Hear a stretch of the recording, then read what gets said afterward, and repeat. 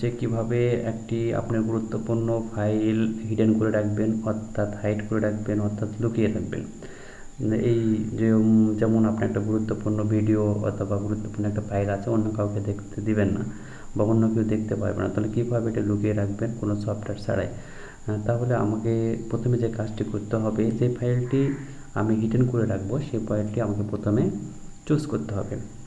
Choose করার পর আমি এই ফাইলটি হিডেন করে রাখবো, নিউ ফোল্ডার। তাহলে নিউ ফোল্ডারে আমি কার্সারটি রাখবো, রেখে ডান বাটনে ক্লিক করব, করে একটা ডায়লগ বক্স আসবে। এই বক্সের এই যে প্রপার্টিজে আমরা ক্লিক করব।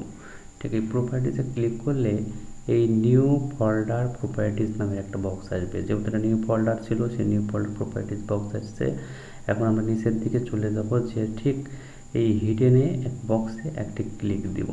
দেওয়ার পর নিচে একটা অপশান আছে ওকে, ওকে বাটনে ক্লিক দেব। দেওয়ার পর এখানে আবার একটা বক্স আসবে, এখানে আমরা ওকে করে দেবো। তারপর আমার এই ফাইলটি মানে অস্পষ্ট দেখাবে, অস্পষ্ট মানে আফসা ঝাপসা দেখাবে। দেখানোর পর আমাকে কী করতে হবে, প্রথমে আমার মেনু বারে চলে যাব, অর্থাৎ ভিউ মেনুতে চলে যাব। ভিউ মেনুতে যাওয়ার পর আমাদের এখানে দেখাবে যে হিডেন, হিডেন নামের একটি অপশান আছে, হিডেন আইটেম। এই হিডেন আইটেমে একটা ক্লিক দেওয়া আছে, হিডেন আইটেমের ক্লিকটি আমি তুলে দেব।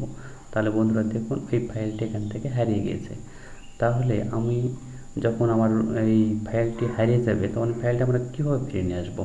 তাহলে সেক্ষেত্রে আমি আবার প্রথমে এই ভিউ মেনুতে চলে যাব। যাওয়ার পর হিডেন আইটেমে এই বক্সে ক্লিক দেবো, দিলে আমার এই ফাইলটি চলে আসবে। আসার পরে আমাকে যেটা করতে হবে, যেহেতু আগে এই ফোল্ডারটা হিডেন করে রাখছি, সেই জন্য ডান বাটন আমরা ক্লিক দিয়ে প্রপার্টিসে ক্লিক দেবো। দেওয়ার পর এই হিডেনটা বক্সটি উঠিয়ে দিতে হবে এখান থেকে। দেওয়ার পর ওকে করলে আমি আমার মূল ফাইলটা ফিরে পাবো। তাহলে আমি এখানে ক্লিক দিলাম, আমার যে ফাইলটা ছিল ঠিক সেটাই আছে, এখন সবাই এটা দেখতে পাবে। তাহলে এভাবে আমাদের যে কোনো ফাইল লুকিয়ে রাখা যায়, আবার অনায়াসে বাইর করেও যায়।